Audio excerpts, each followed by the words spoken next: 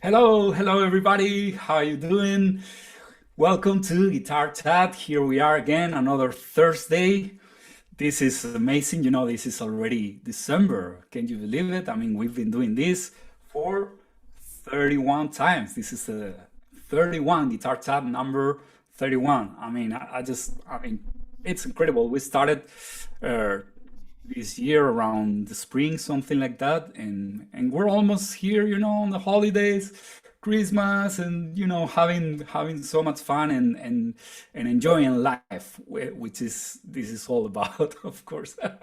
Well, my name is Sefo, and this is, as I said before, Guitar Chat. This is brought to you by Vega-Trem, the best tremolo systems in the market for sure. And as I always say, if you want to become part of our family, that's very easy. The only thing you have to do, you have to subscribe to our channel, hit like, the like button, because that helps us a big deal.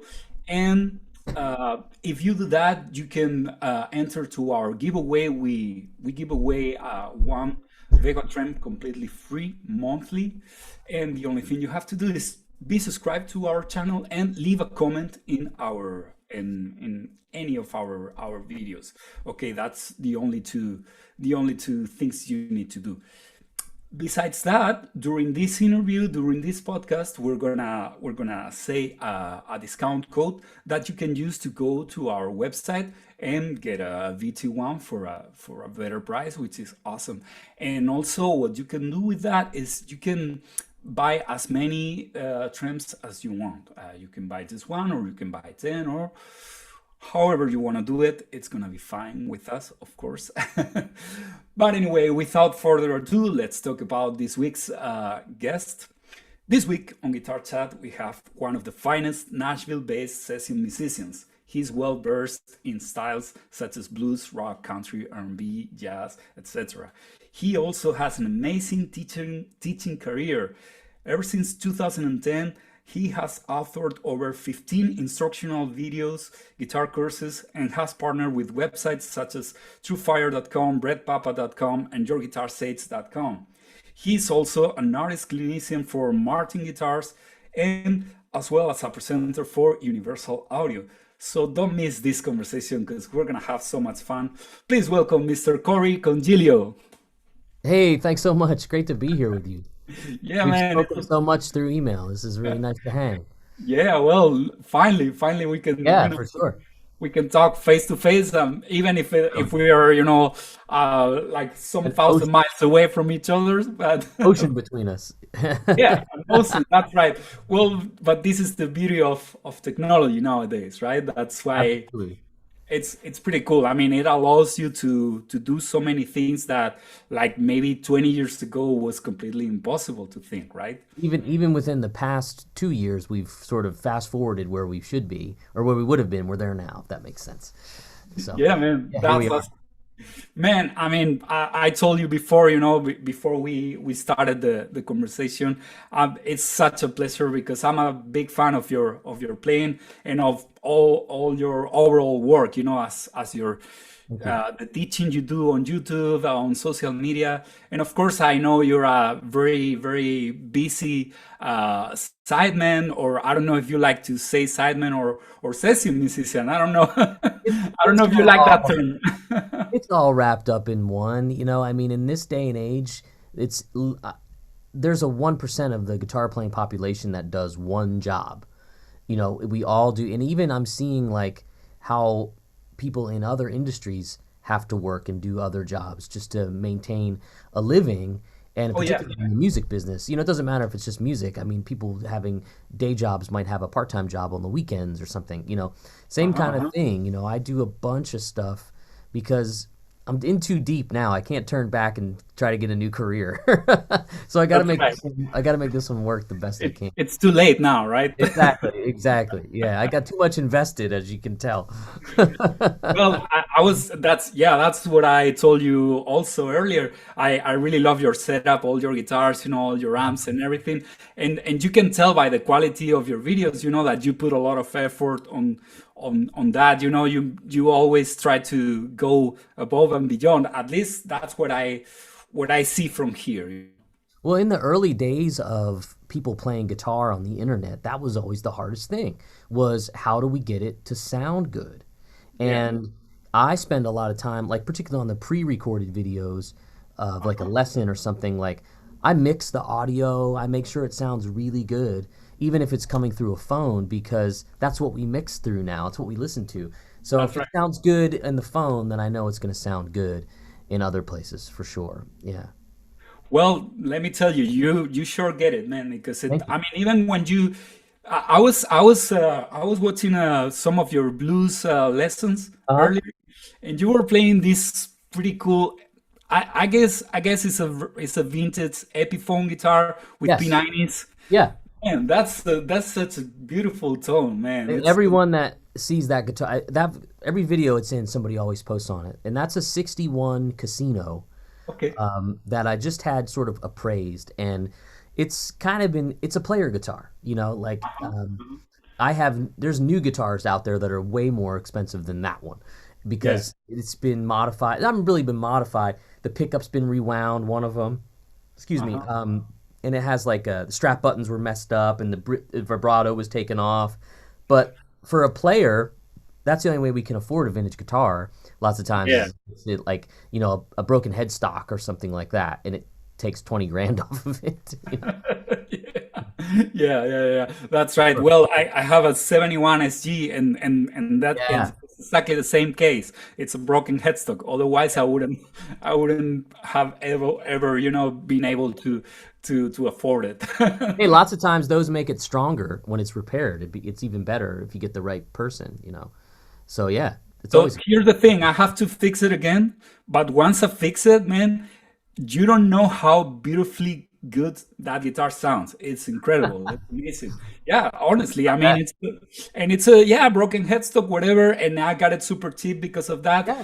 But man, it's an amazing rock and roll machine. Old wood is old wood, man. That's That's all right. there is to it. Like that's worth the price of admission. Yeah, yeah, yeah, that's awesome. Okay, Yeah. well, let's first thing I want to talk about is Nashville. I know you're based in Nashville, so please tell me what happens in the water over there. Something's in the water because I mean, so many amazing musicians come from there. What's happening there? Is that the reason why you got there? Tell me about it. Well, it's kind of like the Olympics here. Okay. Where everybody from the best part of their town, or in the states, they all come here. And then what happens is once you're here for a while, you cannot help but get better because you're constantly around people that are better than you.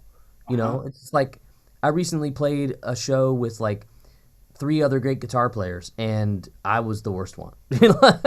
And it was like, oh man, next time I do that, I'm gonna know what to expect, and I'm gonna know how to adjust my playing. One notch more, because it's always like you're kind of polishing what you're doing a little bit. You're making these tweaks, but or you get into a studio situation with a bunch of really killer players, and you're like, wow, okay, this is how you really got to be good. And those things just keep building foundations of your musicianship. So I'm a much better musician than I was when I moved here, but you know, I sacrificed some things, probably my own personal artistry, to do Uh-huh. that. But now I'm in a position where I'm starting to go back to that, and that's a lot of fun. So, because I don't have to be a sideman as much, and studio sessions, most of them I do from my house. Got it, I do got it it. from here. So now you're a little more established and you get to choose better, right? The gigs that you Yeah. take, Yeah, right? I mean, when you come here, you want to take everything you can. As a matter of fact, when I was looking for an apartment here, I went Okay. into a coffee shop. I saw a uh, kind of like a utility player. So that somebody plays fiddle, acoustic guitar, mandolin, that sort of thing. Yeah, I yeah. saw him working on his computer, and he goes, "What are you doing?" And I said, "Looking for a place to live." And he goes, "You got any work yet?" And I said, and work, of course, means like touring or anything. And I was like, Yeah. "No, I didn't even move here yet." He's like, "I'm rehearsing with a band right across the street. They need a guitar player. Come on with me." And before I moved to town, I had a gig. Man, It that's was it amazing. was funny. Yeah, it was really funny. I'll never forget. And he was like the sweetest guy. And and then actually he was a tour manager and I was playing with an artist and he was tour managing. And it was so cool because when you know everybody, it's like a little family out on the road there. You all looking out for each other. Anyway, I got diverted from whatever your question probably was. No, no, no, but that's very interesting because I think I don't know. For instance, I told you before that I lived in Austin for a few Yeah. years, and I could feel some kind of family feel among the musicians community, and I was wondering if it's the same thing in Nashville. Do you think you're like people care about each other? Regardless of maybe being competition with each other. How is that working over there? I would say in Nashville, it's maybe even more like what you experienced in Austin because there's probably more of us here than in Yeah, Austin. yeah, Because it's even more music business than Austin's. They say the live music capital, whereas we're the music, so they have debates about that all the time. But this is where like the business gets done, and yeah. people say I'd love to come and hear you play in Nashville. I'm like, well, I never play in Nashville because there's not a lot of venues that support like what I want to do, Uh-huh. and if you're playing here, you're probably touring here, which means you're going out to do it. Yeah. So this is the headquarters essentially. Then you're going out to the rest of the world, for sure. But Nashville does have a really strong community. I can, you know, call up any number of guitar players if I needed to borrow something or they needed to borrow something from me. Um, I have people say a pedal builder who lives in town called me to ask me about pickups last Uh-huh. night. It's like it's cool. It's kind of like people that work on cars.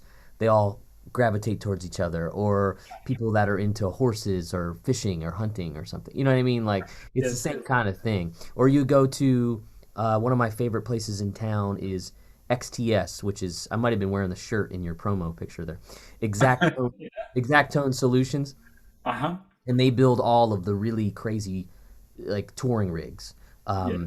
And I have a show later this evening, and the pedal board they built me is at the club, or I'd have it here. But it's all meticulously wired and beautiful, because when you pull it out and put it on a stage, it's got to work when you plug it in. Whereas I've made my own pedal boards 100 times, and inevitably a wire falls out or a connection goes bad. Never happens with Of these. my life, man.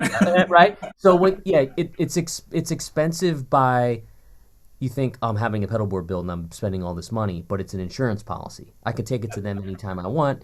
They'll fix it up for me. They'll add a pedal. They'll take one off, and they just do a great job. But my point is anytime you walk in there, you'll see Kenny Greenberg or Tom Bukovac or any number of Sean Tubbs or anybody like that. And they're Wow. getting these massive rigs, switching systems and all of that.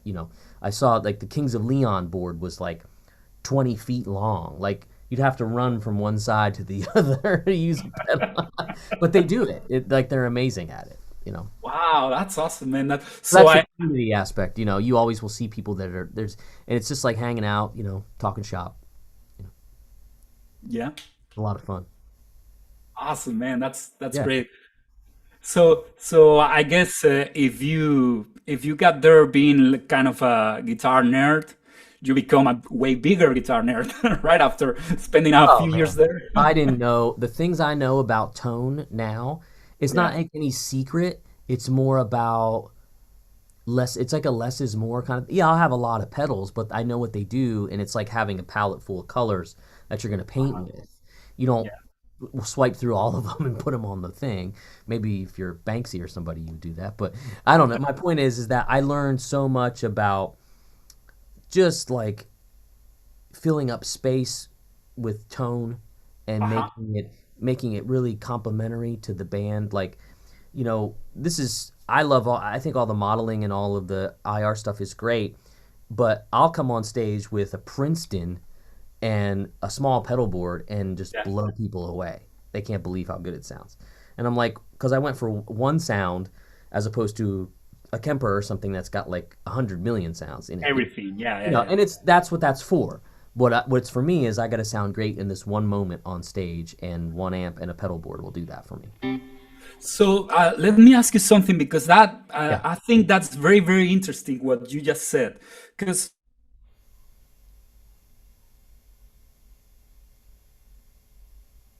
I think we might have lost you there. when you're playing for other people, you're learning other people's songs, right? And maybe you have to kind of mimic what it's sometimes. You find all those sounds at the same time, right? I mean, let me see if I can say I think I know what you mean.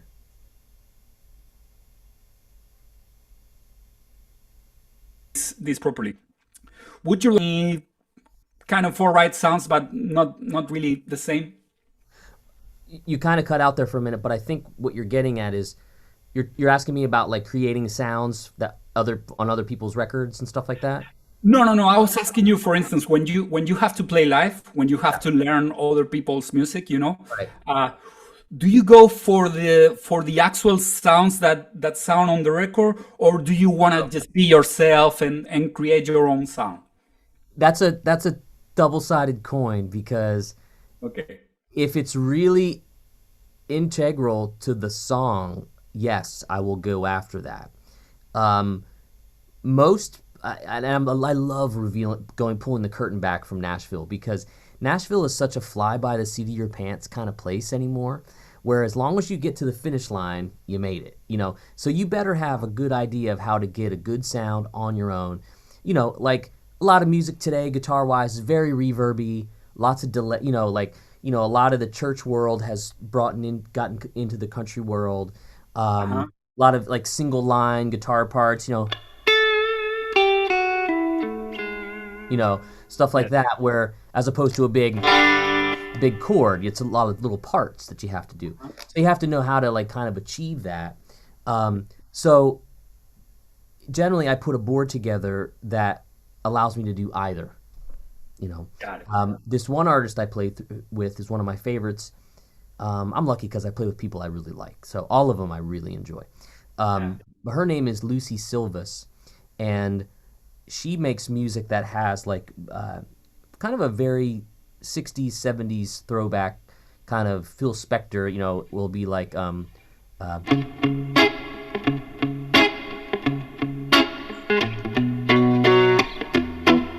so she wants all that reverb. And Uh-huh. the only I used to have a spring reverb pedal, Boeing rocket pedal, with Okay. one knob, and it was spring reverb, and I had it turned up all the way, all the time. Now, when I played a solo, sometimes I would turn it off, otherwise it would just get Yeah. totally lost. But so in that instance, she wants big, and even then, like a couple years ago, they were doing that like Got it. they want that big sort of. This is more of a plate that you're hearing, but big springs and stuff like that. So you got to have that in your arsenal sometimes. Yeah, but that's the thing. I mean, sometimes, I mean, for instance, if the artist is asking you to have like a huge reverb, you Yeah. have to deliver, of course, because that's your job, right? Right. You have to make them happy, right? They have to be happy with your tone, and also they have to recognize their song on your tone, right? Yeah. But I at the mean, same time, all the cool, guitar players, session guitar players, they all have their own kind of sound, their own tone, and you also have to work at that, right? yeah, and that's something I've been doing a little bit more of lately. Like, so I have this one board that's kind of like it actually, you'll see it on Sweetwater's website or YouTube channel pretty soon. I was just out to their their shop, and their shop. It's a whole town. Yeah. And I did a what's on your pedal board, and I Uh-huh. took sort of like my pop country board where it covers everything. Bunch Got of it. reverbs, bunch of, modulation, a lot of different overdrives. And I'll be using that tonight, but I built another board with the fewest amount of pedals I've had in a while. And I did that on purpose just to kind of like craft my sound. Uh-huh. And that's been really fun because I enjoy playing that board the most because it's just simple. A little bit of Uh-huh. reverb, some overdrive, maybe a fuzz, maybe a little rotary speaker thing, and that's it. You know, not too much. So for me, it's like I like several stages of overdrive with some verb that is just complementary. I'll use a slap echo, and sometimes I'll use a longer delay, but not much, you know. But it's fun because I'm exploring. I don't know who I am as a guitar player much these days because I've always been somebody else's guitar player, but now I don't have to do that. You know, I'm a blues-based player at heart, and simplicity is the key there. So I'm trying to slowly dial it back and just be more about what's coming from the guitar and the amp as opposed to anything else. But that's not a slam on pedals. I have a lot, as you could tell. Yes. And thankfully, I will say, because people always say, like, look, a lot of those were gifts from friends. I have friends at like a lot of those companies that were gracious enough to say, oh, you want to check this out? Here, I'll give it to you. And that's been awesome. Like being in the musical instrument world and working for these different companies as an artist, people like say, hey, check it out. You know, they want your opinion because they trust you. So. Of course, because you have you have a good opinion because you're working with it. You're making your living with it, you know. So it's not the same as someone who has another job. All my respect to all of them, of course, you know. But you're actually getting paid to sound as good as possible through those pedals. So it totally makes sense, right? When when the Aux box came out, I don't know if you can see them behind me there. Yeah. They're somewhere behind me. But I knew some friends at Universal Audio, and I hadn't really been doing anything with them. But I was using a load box and impulse response system to get into my computer, and they said, wait till you see what we have. And as soon as they showed it to me, I sold everything, and I said, I need to be your demo guy. And they went, okay, well, we'll see about that. And I was like, trust me, I can tell this story. And that's kind of how that got started.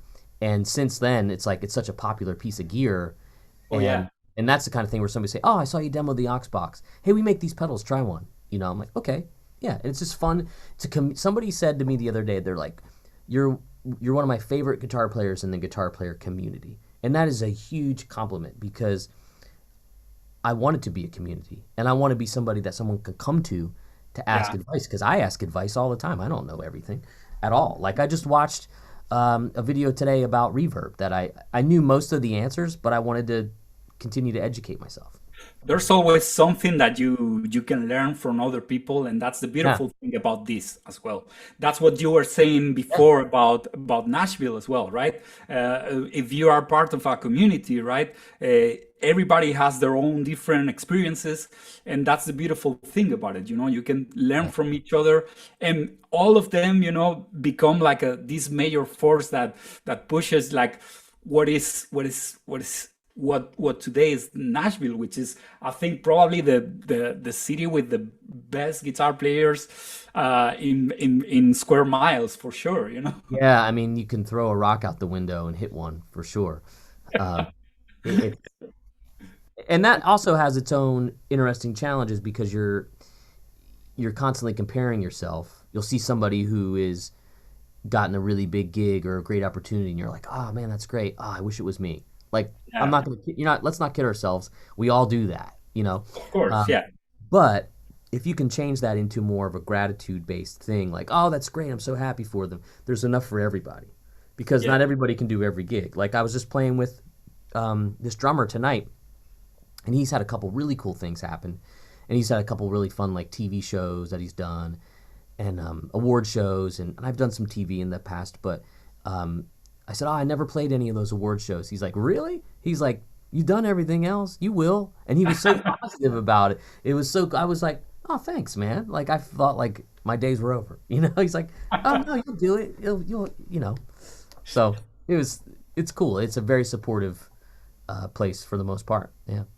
That's awesome, man. That's beautiful. Well, let's talk about the blues, because I know that it's a big thing for you. You just said it before.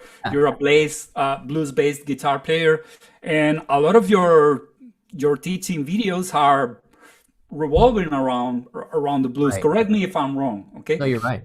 But I also hear when I hear you play the blues, some sounds that remind me a little bit of Robin Ford, Uh-huh. or Larry Carlton, or maybe Matt Scofield, people like that in terms of tone, but in terms of note choosing as well. Tell me if I'm wrong with those names that I dropped. No, you're exactly right. Particularly if we go to Robin, he's the biggest influence on me over the past 15 years or 20 years. Okay. I was a young, oh gosh, I might have been like 18, and I was taking guitar lessons from two different guys. One was like heavy jazz guy. The other one was more of a uh, he wasn't like a real shred guy, but he had like Eric Johnson and Stevie Ray Vaughan mixed, and it was so good. Oh, He was like awesome. really great. He could do and I was like, I heard him in the music store I was working at, and I went into the warehouse and I was like, there's this guy upstairs, you got to hear him play. And then I asked him about lessons, and I started driving an hour like once every couple weeks to see him. Oh, wow. Yeah, and he said, "Did you ever hear of Robin Ford?" And I said, "No, I had no idea who he was." Mind you, this was probably the Blue Line record that came out, so it was earlier in his solo thing. Okay. Three records deep, probably. So I got once I heard that, I was like, I didn't know this kind of guitar playing existed, because I knew Hendrix, Stevie Ray Vaughan, Uh-huh. Van Halen, Clapton, of course, and that was kind of who I thought were blues and rock players, which of course they are. But Yeah. this was a new level that I had not gotten to, and it's just that kind of feel that I like. There's something Yes. classy about what he does, and then of course Carlton is a genius as well. And I got away from the blues as I started doing more of the country thing. I thought for sure that I was going to be a chicken picker, like doing, all that Well, yeah, yeah, yeah. You dropped some serious chicken picking in your EP as well, stuff. Yeah. So I got the technique together. I have like, I think a scratchy. There it is. So I got all that stuff together by hybrid picking, and that really worked for me. Uh-huh. But when I moved here, I realized like, oh man, you got to be playing that style like your whole life to really speak it, you know. Yes, that's right. Um, and I was like, only recently, I'm like, wait a second, I kind of gave up playing blues and R&B, which was my first love, to play country, and I'm getting kind of out of that. So I'm going back more to blues, and which is what I've always done. So, you know, Nice. but Man, I didn't even know, like I was out of it for so long, I didn't know who Matt Schofield was or Kirk Fletcher or anybody. Like I knew Josh Smith and Joe uh-huh. Bonamassa because they were like we were all roughly the same age, and I would see them as like young phenoms in like a guitar magazine, and that's kind of how I knew that. But like I just didn't want to I don't know, I wanted to play songs, I wanted to play to big crowds, I wanted to play arenas, Yeah. So now I've gotten to do that a little bit, and it's fun, it's cool. It's a lot of sitting around and waiting for your 45 minutes, and then once that's over, you sit around and you wait to go to the next place. It's fun. It is fun. Yeah. But once you do something, you're like, okay, I get it. But I'm having more fun getting better as a guitar player right in this room.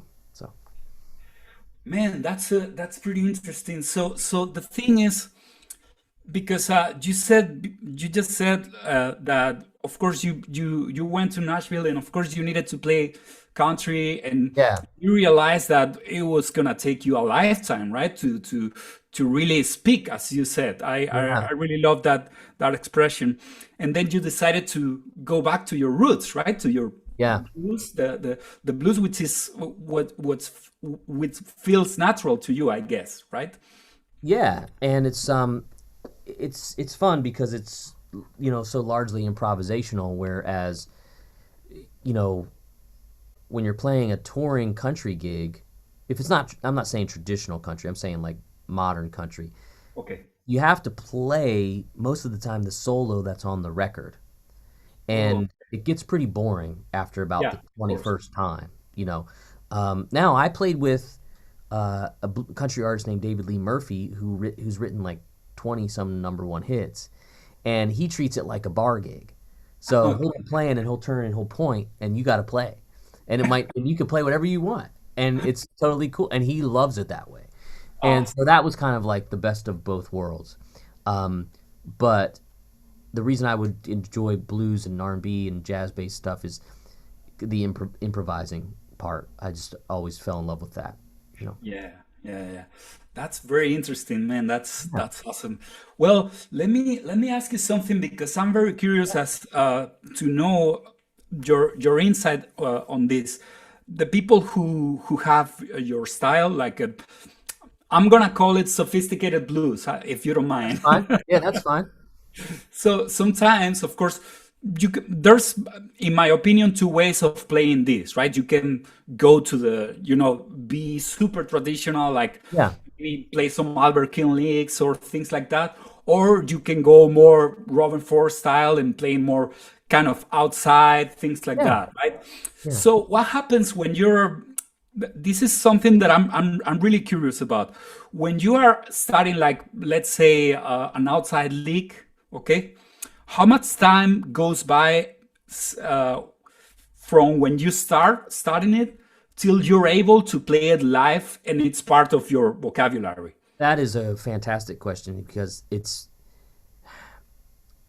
the faster I try to put it in, the more forced it'll sound.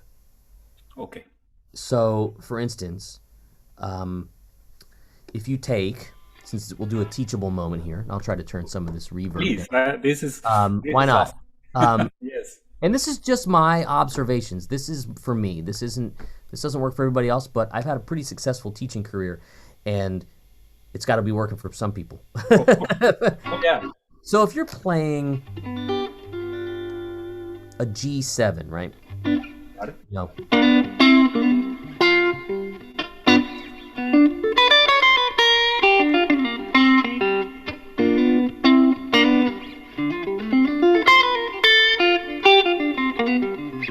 you can superimpose these arpeggios over top of the chord. So, like a popular one is a D minor 7 arpeggio, Huh? because you're getting the fifth, the flat 7, the 9, and then the flat. You call it the sharp 11 or the 11. You're actually playing the tensions of the G chord, right? Exactly. So if it's the band's, I might just take this much.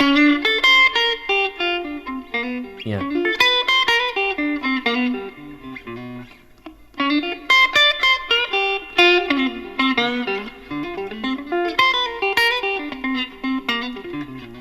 So when you do those lines, now I'm doing the whole arpeggio, and I'm kind of Yeah. forcing it in there.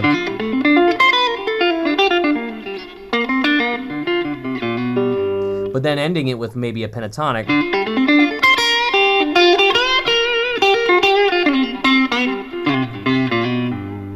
Uh-huh. So that gives you a really cool sound. Then you're also able to do like a minor 7 flat 5 arpeggio.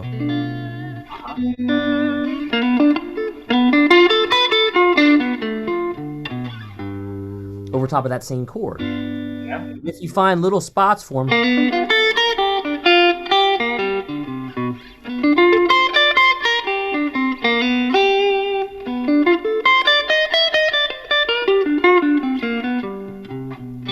and you find all these little ways to kind of navigate, but there's nothing wrong with just kind of going.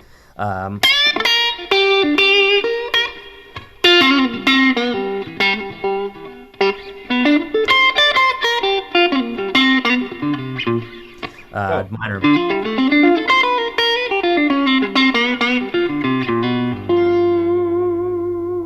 And we might as well, while we're here. So there you go. That's kind of like where my brain, kind of takes me, But I don't want to do that all the time. I want to play,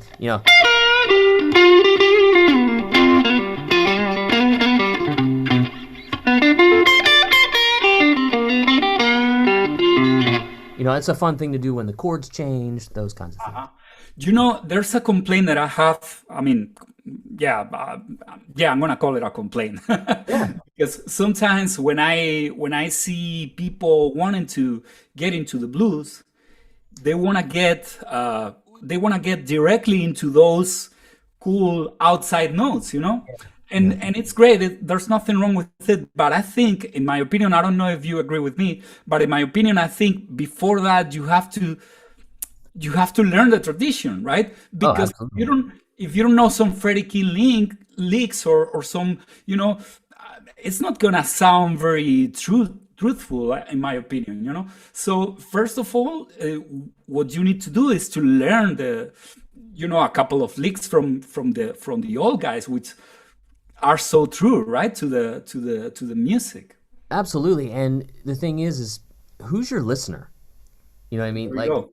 you Yeah, know, your listener's gonna, if your listener's just guitar players that are slightly less informed than you are, then they're gonna love you, you know. yeah, But the reason all of those guys, all of the kings, yeah, and all of the greats, the reason they were so revered, I believe, is that because they were so musical. I mean, if you're playing, yeah.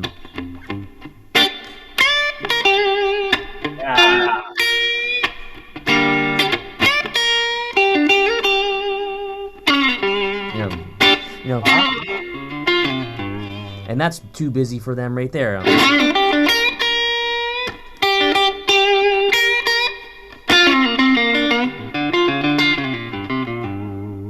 So you could do something simple and then put a little more gas on it and Yeah. then back off but not once did I do one of those. That's fun for Instagram. But yeah, it is. It is. Well, it's fun for us as well here right now. So Oh yeah, yeah. No, that's pushing the limits is what it's all about. And I have more of that kind of thing to learn and to develop. But like you uh-huh. said earlier, it's when it becomes less thought about. I think the moments when I do that and it flows, I'm like, Yeah. okay, that was part of my language right there. But, I watch some people that are really great, and they'll just go,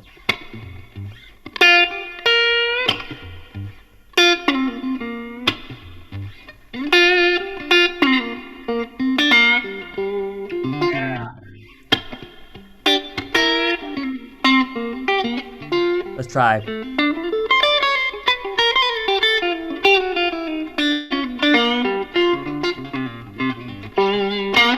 So that was okay, but you said, yeah, because I went, and that's the emotion I want. Yeah, that's the thing. But it's hard. I mean, imagine if you're like somebody that can, dunk a basketball from the 3-point line all the time. It's going to get boring seeing them do that all the time. You want some finesse, you want some moves, you want some, interplay with the rest of the team. Same thing. You don't want to see somebody just kind of blaze the whole time.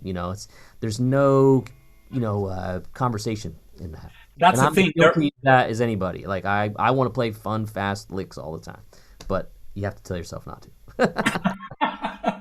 Yeah, that's the thing. I mean, of course, you need to tell a story, right? You need to engage the audience, right? Because if the audience is not able to follow the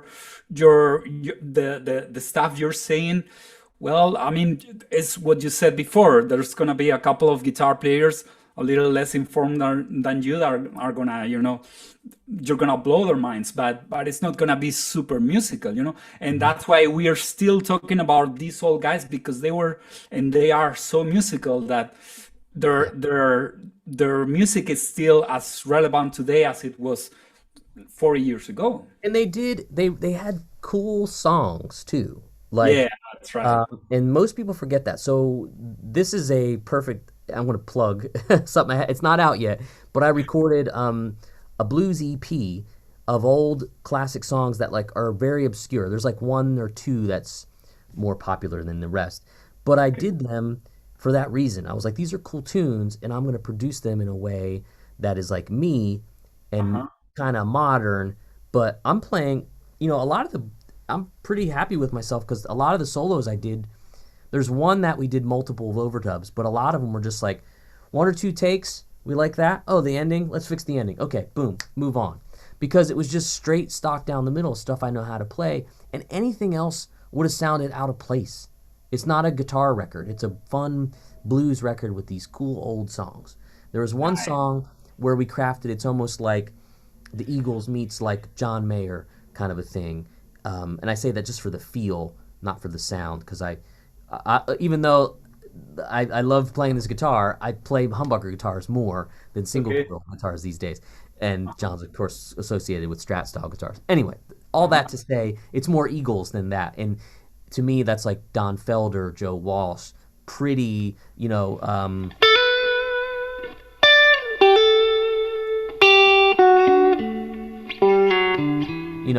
little lines that make melodies, and that to me was really important to put that in a song. It's this old Bobby Blue Bland song I did where we kind of made it, like one of these nights or one of those kinds of songs. Awesome, awesome. So Yeah. when are you gonna release that? Hopefully by like April of next year. I'm still working on. I'm doing all the vocals on it, and we got one song pretty much in the can. We got 5 more to do, but everything else is pretty much tracked. I got a couple overdubs. All the band stuff is there: guitar, bass, keys, rhythm guitar. Most of the lead stuff is done. Actually, that's all done. So it's really close. It's very, very close. I'm excited. We did it one day here, and then what I did was I did the rest of them right in this room, and Okay. I took that Marshall cabinet behind me, Okay. I see it. and I took the Princeton that you see. There's a Princeton over there, and the Princeton through the 412 cabinet was most of the guitar sound for the record. I Wow. used this. I have a 2-Rock TS1 here that I used, and then I used a Marshall on one of the songs. And that was it. I mean, so most of the guitar tracks are a little 67 Princeton. Wow, that's Pretty amazing. straightforward. Pretty straightforward. A lot of pedals or just No, because it was one pedal at any one time. We got the reverb from. We'll add it in later. But most of the reverb came from either the amp or the room. We took that 412 cabinet and put it in my living room, and we mic'd it with 3 mics. We did, and it's my producer friend. He's like, "This is some of the best guitar tones I ever got," and it was just a 57, a 160 ribbon, and a 414 in the room, and he had it all on faders, and he'd bring it up, and I'm like, "We don't even need reverb. This sounds amazing." It was cool, did so you I'm really excited about it. did you put the microphones far away from the cabinet, at least one to get the room or not? The room mic we did, but not too far. Only like Oh, maybe 3 feet or so. But we did it kind of like if the cabinet was here, the mic was here, like almost like at where ear level would be. oh It wow. was awesome. It sounds really good. Man, sometimes that's the cool thing about, still miking amps as opposed to, I mean, of course, the new technologies are amazing Oh yeah, because that way, that's the only way I can crank that super reverb that I have right of here, course. Yeah, without the neighbors killing me, right? right. But but it's so cool, to still put microphones on cabinets and experiment, right, with the physical thing. It's very Yeah. cool. It's very cool. I just I had just in Nashville, a lot of the homes have what they call a crawl space basement, where you can't really walk down there. It's pretty short, like 4 feet maybe at the highest. Okay. But I just had it completely encapsulated, so it's dry. We won't get flooded. There's a pump down there. It's all non-musical. But the guy that worked on it goes, "You can put stuff down there now." And I was like, maybe I could put a speaker cabinet down there and mic it, because I was talking to Tim Pierce about it, and Okay. he has a bunker in his garage where it's Yes. like a big shed, and he's got a 412 cabinet mic'd in there. And I was like, oh, man. I couldn't fit a 412 in there. It wouldn't make it through the opening, but a 112 would be really Yeah, neat. 112. So you have a Yeah, 112 there. yeah. I have a little cabinet I could toss down there, and I just got a couple preamps, a couple warm audio things, and man, it would sound great. I might do it. We'll see what happens. Just drop some wires down. I'm sitting right above where it would be, so it was they just drop a wire down there. It'd be great. Little Uh-huh. snake. That's awesome, man. Well, Yeah. I wanted to ask you another question. I'm very curious about because I know you're very busy. You're very successful, as you said, with your YouTube channel, your teaching career, also your session musician career. Do you still have time to practice, to study, to go into the woodshed? Yeah, constantly. I don't have a music degree, so a lot of theory I have to go and learn to make sure my favorite thing to do is learn theory and hear somebody describe it that I know would be over the heads of most of the people that follow me. And I like to try to distill it down into a way that I can understand. And if I can understand it, then I'll come up with a fun metaphor or some way to describe it so that the students can understand it more too.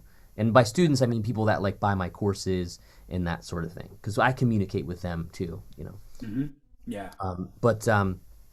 So yeah, I have a stack of books over on a music stand there. I have another room that has a bookshelf full of like everything from classical guitar to country licks to bossa nova, whatever. I'm always trying to find something, that I can work on. So you're all the time trying to improve the craft. Yeah, absolutely. And that's what's been great. I think you got to look for silver linings and things, and particularly for me with being quarantined, that was it. I started saying, okay, I'm going to get back to the woodshed here and work on stuff. And after about 8 months, I was like, okay, I'm understanding some things a little bit more now. So, yeah, I love to learn. Yeah, man. Of course. I mean, me too. I mean, everybody. I don't think anyone.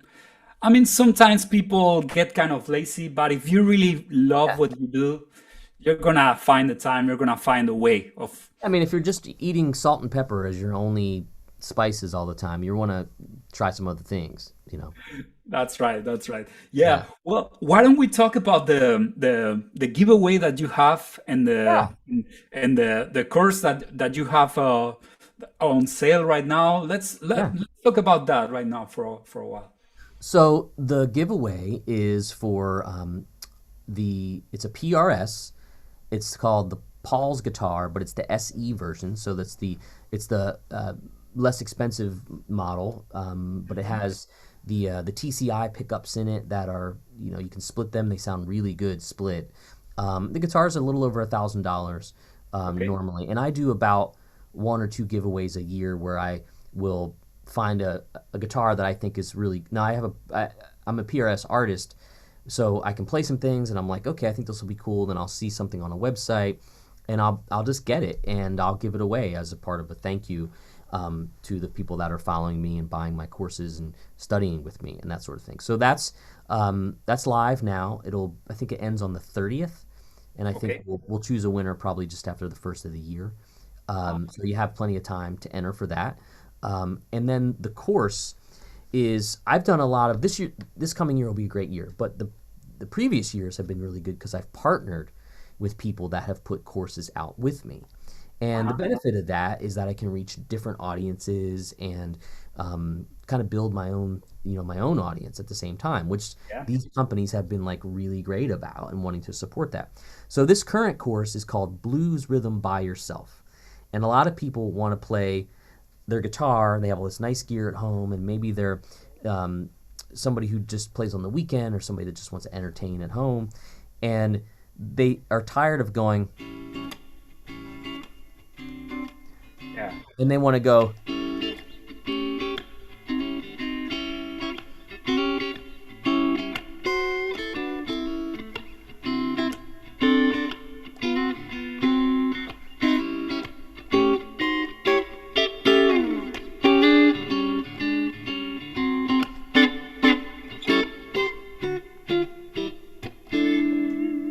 so they want to play something that sounds like music, but Uh-huh. doesn't just go, Yeah. And over again, right? yeah, right. They get tired of that. So I created this whole course called Blues Rhythm by Yourself. And the cool thing is there's a section using just dominant 7 chords. Uh-huh. There's a section using ninth chords. There's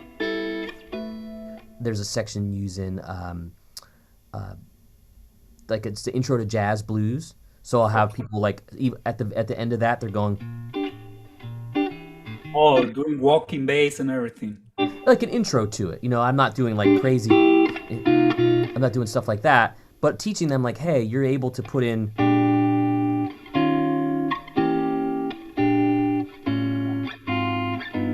stuff like that. I'm not a jazz player or teacher per se, but that got me interested into learning jazz when I would learn a progression like that. So I have a section of that, a blues rock section where you could play the same kind of stuff,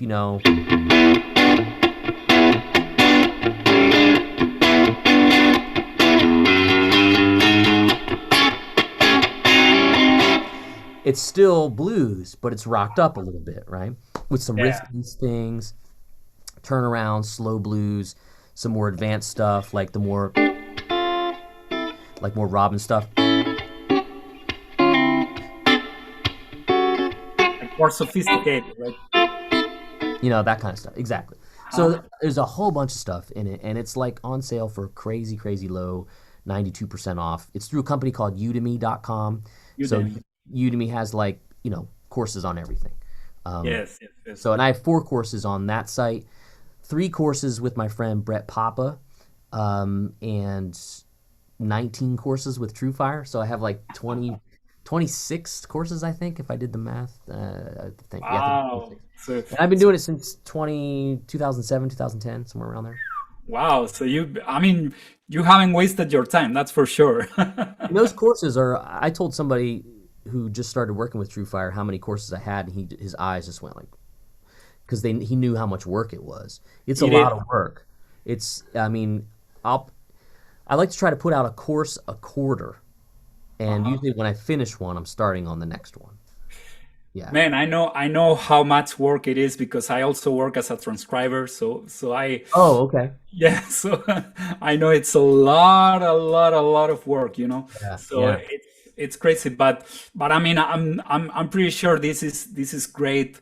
This is great stuff, and we are also leaving all the links to of course, all your social media and everything, Awesome. but also to the links of your course on sale and of your PRS giveaway as well.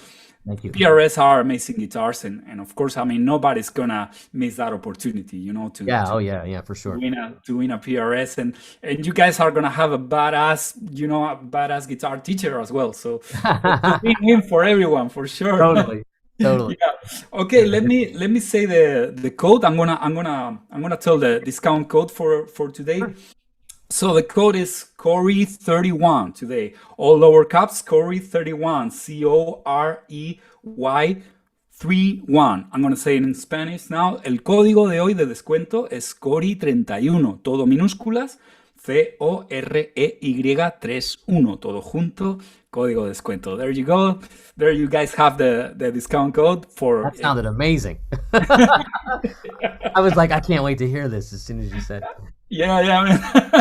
I Yes. need to, I keep trying to learn on the Duolingo app, and Oh, okay. I live in a highly like Hispanic populated area of Nashville, and I always want to talk to my neighbors, and I like, Yeah. like we had a loose dog, and I was like, pero, and I was like, I was like, tu perro, like, is that your dog, But Yeah, but I wish I could speak more languages.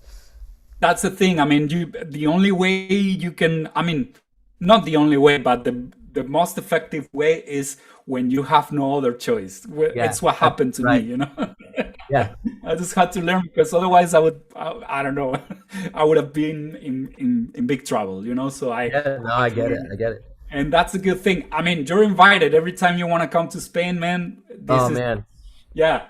I would love to.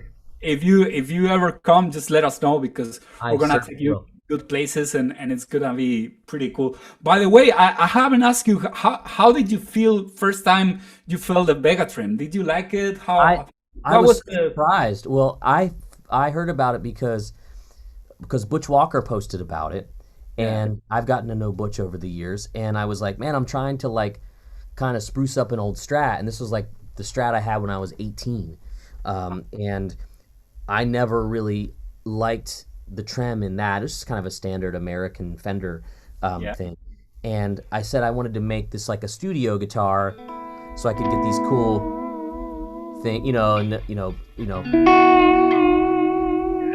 and I couldn't believe it was just 2 springs. That's all it was, and it was, he sold me because he said I can put it on, and he didn't, he wasn't very complimentary about his own guitar skills as far as repairing them or adding, accessories to them. yeah And I was like, all right, I'm there because I don't know a lot either. I can kind of mess around and try to set up a little bit. But I had it on there pretty quickly. I did take it to one of my luthier friends, because he's really good at assessing like nuts and making sure everything is right, and I mean, we were just hammering on it, and it was just like always there, you know.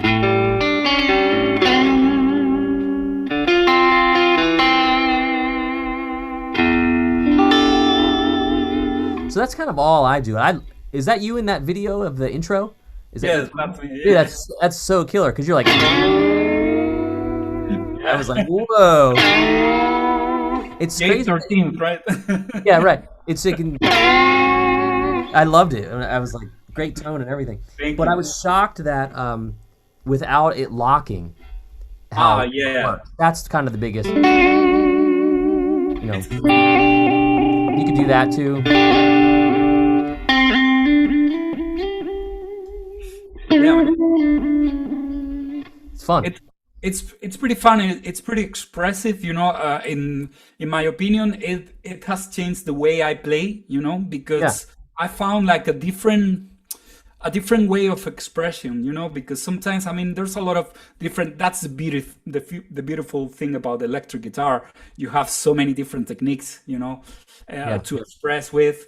And the whammy bar is something that I always been a Strat guy, you know, and I always had the same problem as well, you know. The stock tremolos, they're not very reliable, especially if you're playing live, you know. But with this thing, it's a game changer, you know, because it really lets you do all those crazy things, and you still keep the tuning stability, you know, and the tone it's very nice. Yeah, I mean, this is just the same way I would normally put my strings on.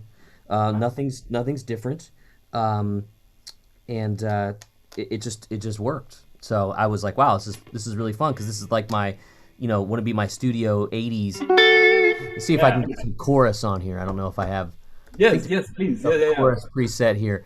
So Michael Landau style right. stuff. There we go.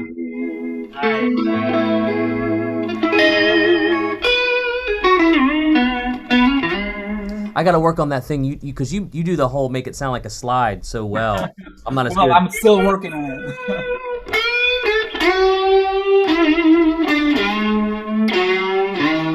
That's a cool sound.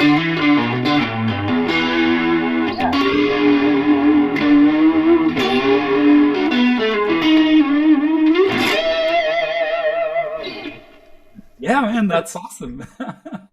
That was fast. I didn't expect to be able to pull a chorus sound that quickly. That was cool. Well, I mean, I've never tried with the chorus, but you know what? I'm gonna steal that idea.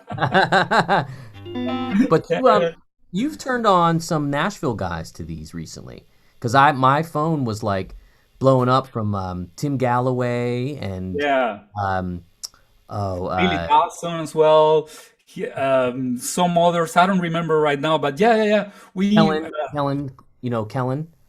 Oh yes, that's right. Yeah. He was one. John Bollinger as well. You know. Tom Bollinger. Yeah. Yeah. He's an amazing guy. You know. So cool. He's a nice guy. Yeah. Really So talented. we're growing a little bit in Nashville, in the Nashville area. So I wish we can go someday there. You know, it would be awesome. You know. Oh yeah. Well, you got to let me know when you do. Please. Yes. Fun. Yeah, for sure. It's gonna be fun.